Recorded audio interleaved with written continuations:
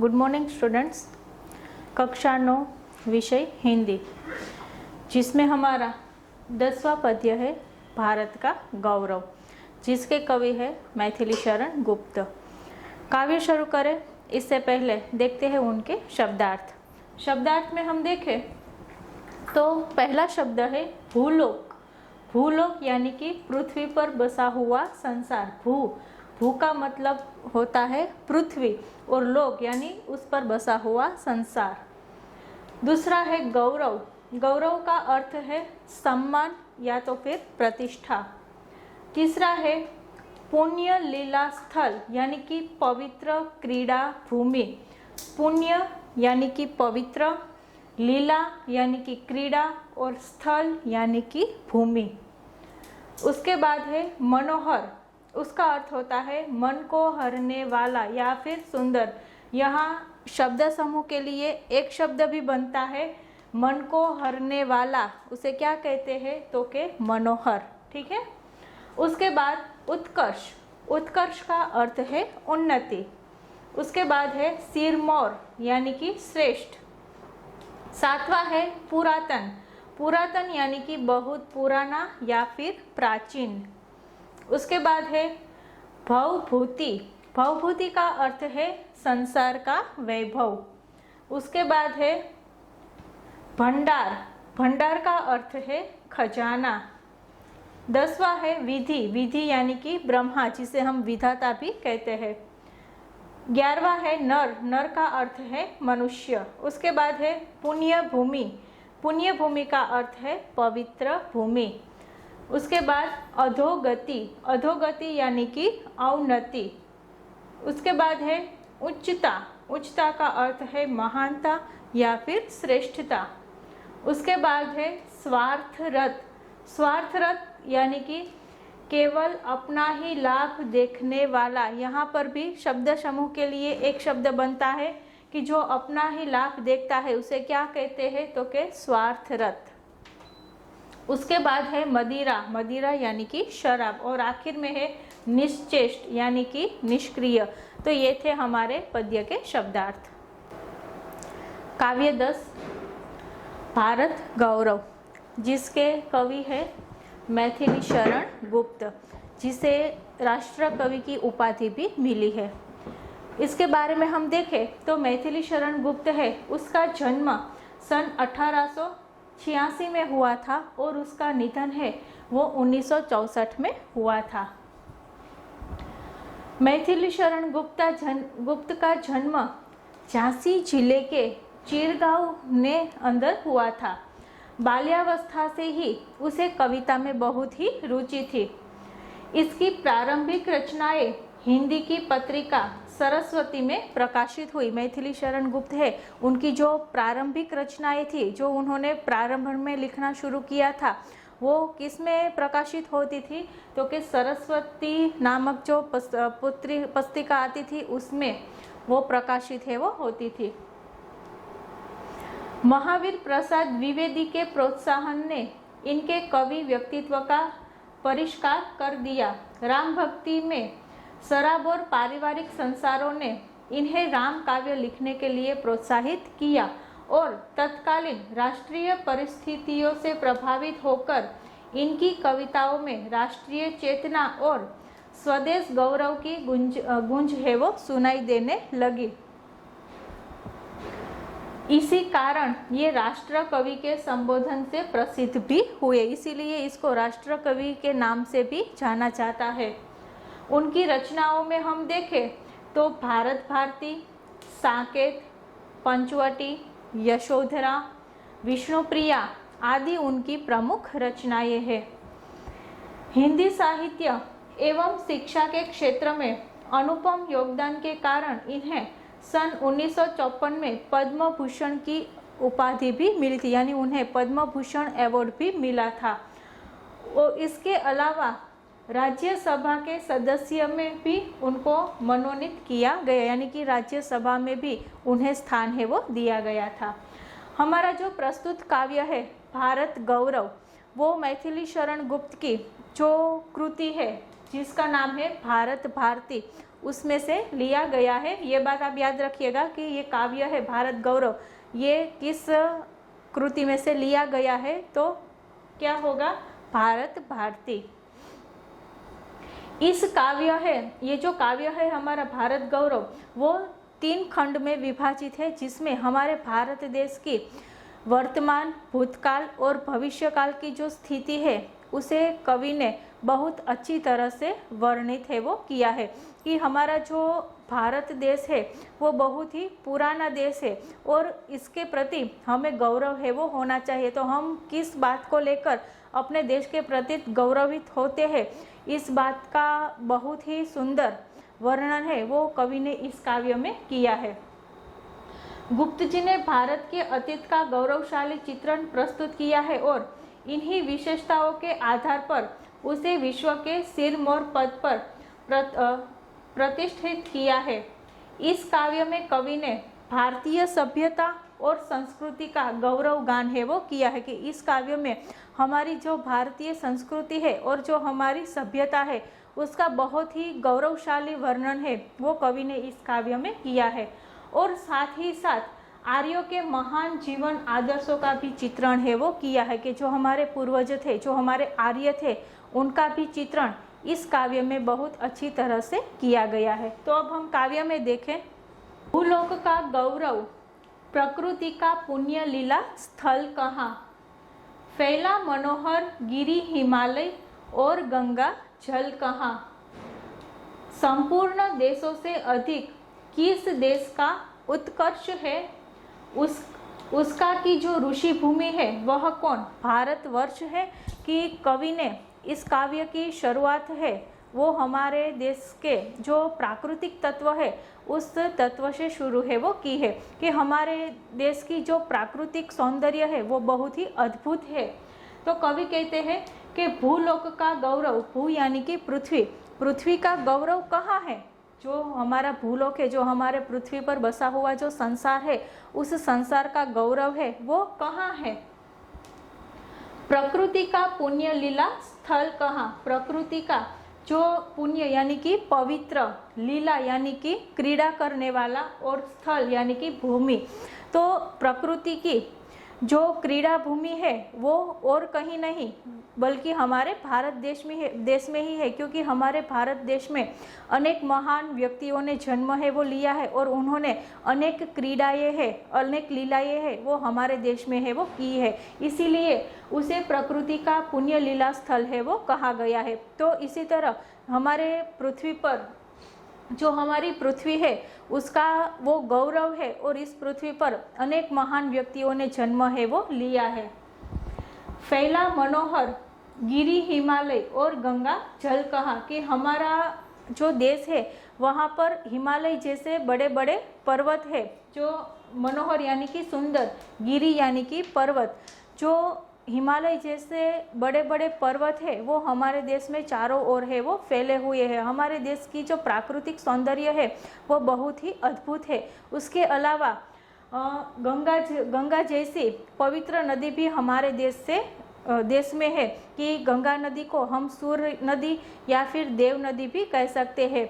तो उसकी पवित्रता है वो बहुत ही अधिक है। हम लोग हैं हिंदू धर्म में गंगा नदी को बहुत ही पवित्र माना है और उसमें नहाकर लोग हैं वो मोक्ष की प्राप्ति है वो करते हैं, या फिर हमारे घर की शुद्धिकरण हो या फिर कोई भी पूजा पाठ हो तो उन सभी जगहों में हम गंगा जल का इस्तेमाल है वो करते हैं। तो इसी तरह से इतना सौंदर्य वाला हिमालय और इतनी पवित्र नदी है वो और कहीं नहीं बल्कि हमारे भारत देश में ही है और इसी बात का हमें गौरव है।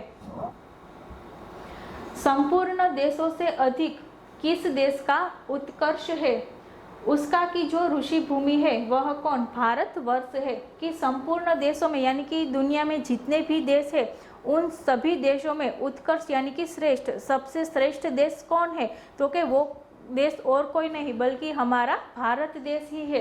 क्योंकि हमारा जो भारत देश है वो किसकी भूमि है तो कि ऋषि भूमि है, ऋषियों की भूमि है। हमारे देश में अनेक ऋषियों ने जन्म है वो लिया है, जैसे कि सप्त ऋषि है, शंकराचार्य है, द्रोणाचार्य है, कपिल है, ऐसे अनेक महान ऋषियों ने हमारे देश में जन्म लिया है। और इसीलिए हमारे देश की जो धरती है वो कैसी है तो कि अत्यंत ही पवित्र और पुण्यशाली धरती है। तो इस बात का हमें गौरव है। तो जो पहली पंक्ति है इसमें कवि ने हमें क्या समझाने की कोशिश की है, तो हमारे देश की जो प्राकृतिक सौंदर्य है उसे दर्शाया है कि हमारे देश में अनेक महान लोगों ने जन्म लिया है।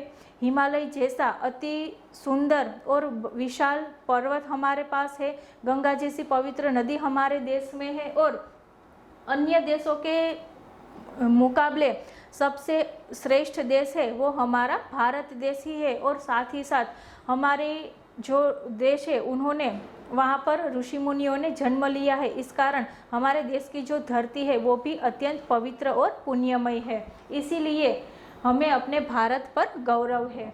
आगे देखें, हाँ वृद्ध भारत वर्ष ही संसार का सिरमौर है, ऐसा पुरातन देश कोई विश्व में क्या और है। भगवान की भवभूतियों का यह प्रथम भंडार है, विधि ने किया नर सृष्टि का पहले यही विस्तार है। कि हमारा जो भारतवर्ष है वो कैसा है, वृद्ध, वृद्ध यानी कि पुराना, ठीक है। तो हमारा जो देश है वो बहुत ही पुराना है, प्राचीन समय का हमारा देश है। जब अन्य देशों की भी खोज नहीं हुई थी उस समय हमारे भारत देश की खोज है वो हो गई थी। तो इतना पुराना हमारा भारतवर्ष है और संसार पर वो सिरमौर है, यानी कि सबसे ऊंचे स्थान पर कौन सा देश है तो कि वो हमारा भारत देश है। ऐसा पुरातन देश कोई विश्व में क्या और है कि इतना पुराना, पुरातन यानी कि पुराना या फिर प्राचीन, तो इतना प्राचीन देश विश्व में और कोई नहीं है, वो तो सिर्फ हमारा भारत देश ही है। भगवान की भवभूतियों का यह प्रथम भंडार है कि यहाँ पर भगवान ने मानव के जो विष्णु भगवान है उन्होंने अनेक अवतार लिए हैं, तो वो सभी अवतार उन्होंने भारत देश में ही लिए हैं। वो वामन अवतार हो या फिर कृष्ण अवतार हो, राम अवतार हो, नरसिंह अवतार हो, ऐसे कितने भी अवतार है वो भगवान विष्णु ने हमारे देश में ही लिए हैं। तो ये भगवान की भवभूतियों का भंडार है। हमारे देश में ही भगवान ने अनेक अवतार है वो लिए हैं और उन्होंने अनेक चमत्कार है वो हमारे भारत देश में ही किए हैं। विधि ने किया नर सृष्टि का पहले यही विस्तार है कि विधि यानी कि विधाता ब्रह्मा जो सृष्टि की रचना करते हैं वो, तो जो जिन्होंने सृष्टि की रचना की है उन्होंने भी सबसे पहले सृष्टि की रचना भी उन्होंने सबसे पहले भारत देश में ही की थी। कहा जाता है कि मनु ने मनुष्य जाति की उत्पत्ति है वो की है, तो वो मनु है वो भी हमारे भारत देश का ही है। तो इसी तरह से जो सृष्टि है उसकी उत्पत्ति हुई है वो भी हमारे भारत देश से ही हुई है। तो इसीलिए हमें अपने भारत पर गौरव है और इसी कारण हमारी जो भूमि है वो अत्यंत पवित्र है। आगे देखें, यह पुण्य भूमि प्रसिद्ध है, इसके निवासी आर्य है, विद्या कला कौशल सबके जो प्रथम आचार्य है। संतान उसकी आज यद्यपि हम अधोगति में पड़े, पर चिन्ह उनकी उच्चता के आज भी कुछ है खड़े। कि हमारी जो ये भूमि है, जो हमारे भारत देश की भूमि है वो कैसी है, पुण्य भूमि है और इसी कारण वो बहुत ही प्रसिद्ध है। क्यों प्रसिद्ध है, क्योंकि उसके निवासी कौन है तो के आर्य है। आर्य है वो हमारे देश के ही निवासी थे और इसीलिए हमारे देश की भूमि है वो बहुत ही पुण्यशाली और प्रसिद्ध भूमि है। विद्या कला कौशल सबके जो प्रथम आचार्य है कि जो आर्य है उन्होंने ही सभी लोगों को विद्या है या फिर कला कौशल है उनका ज्ञान है वो उन्होंने ही सब लोगों को दिया था। हमारा जो भारत देश है वो पहले से ही सभी विद्या में और कला कौशल में प्रवीण था। हमें हमारे देश में अनेक विद्याएं हैं वो प्रचलित थी, जैसे कि हस्तरेखाएँ है या फिर धनुर्विद्या है। उसके अलावा हम देखें तो जो पुनर्जन्म है उसको सोचने वाली विद्या है या फिर त्रिकाल ज्ञान है, ऐसी अनोखी विद्या है वो हमारे भारत देश में ही थी। और फिर कला कौशल में वो भी हमारा देश है वो सबसे आगे था। तो ये सब हमको देने वाले और कोई नहीं बल्कि आर्य थे। इसीलिए हमारी भूमि है वो बहुत ही पवित्र है और इसीलिए हमें अपने भारत देश पर गौरव है। संतान उनकी आज यद्यपि हम अधोगति में पड़े, पर चिन्ह उनकी उच्चता के आज भी कुछ है खड़े। कि जो उनकी संतान है, हम किसकी संतानें हैं तो के आर्य की संतानें हैं। तो उनकी जो संतानें हैं वो हम आज अधोगति में खड़े हैं, यानी कि हमारी अब जो प्रगति है वो धीरे धीरे रुक गई है, लेकिन हमारी अधोगति हुई है। तो क्या उनकी जो चिन्ह है, उच्चता के चिन्ह है, वो आज भी हमें दिखाई देते हैं। इसीलिए हमें अपने भारत देश पर गौरव है। आखिर में देखें, वे आर्य ही थे जो कभी अपने लिए जीते न थे, वे स्वार्थरत हो मोह की मदिरा कभी पीते न थे। संसार के उपकार हित जब जन्म लेते थे सभी, निश्चेष्ट होकर किस तरह वे बैठे सकते थे कभी। के जो आर्य है वो कभी अपने लिए नहीं जीते थे, लेकिन वो जो उनकी जो संतान है, यानी कि पृथ्वी पर जो लोग निवास कर रहे थे वो उन्हीं के लिए है वो जीते थे। तो उन्होंने ही हमें ये जो कला कौशल है, वो जो विद्या है, इन सब का ज्ञान आर्यों ने ही हमें है वो दिया है। अनेक प्रकार की खोजें है वो उन्होंने ही की है। मोहनजोदड़ो है या फिर अन्य कोई भी संस्कृति है, वो सभी हमें किससे मिली है तो कि आर्यों से ही हमें मिली है। तो जो हमारा आर्य है वो अपने लिए नहीं जीते थे बल्कि हमारे लिए जीते थे, और इसीलिए इन्होंने हमें इतनी अच्छी सभ्यता और संस्कृति है वो दी है।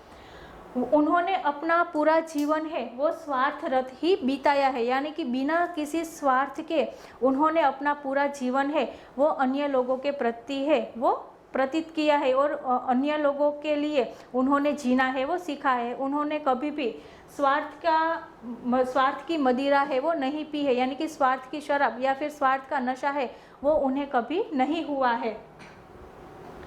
संसार के उपकार हित सब जन्म लेते थे सभी के, उन्होंने संसार के हित के लिए ही उन्होंने जन्म है वो लिया था। इसीलिए वो किस तरह निश्चेष्ट होकर बैठे कि निश्चिंत होकर वो कैसे बैठ सकते हैं, क्योंकि उन्होंने तो अपना पूरा जीवन है वो भारत देश के लिए ही व्यतीत किया है। भारत देश को जो उनकी सभ्यता है, जो उनकी संस्कृति है, इन सभी बातों का ज्ञान है वो आर्यों ने ही हमें दिया है। तो इसीलिए हमें अपने भारत देश पर गौरव है। तो इस तरह हमारे जो राष्ट्रीय कवि है मैथिली शरण गुप्त, उन्होंने हमें अपने भारत देश के प्रति किस तरह गौरव की भावना होनी चाहिए, इस बात का प्रतीक हमें इस काव्य द्वारा कवि ने कराया है। आगे देखें ऊपर स्वाध्याय में ये जो प्रश्न है, प्रश्न पहला, प्रश्न दूसरा, प्रश्न तीसरा, प्रश्न चौथा, 7 प्रश्न तक आपको करना है। Thank you.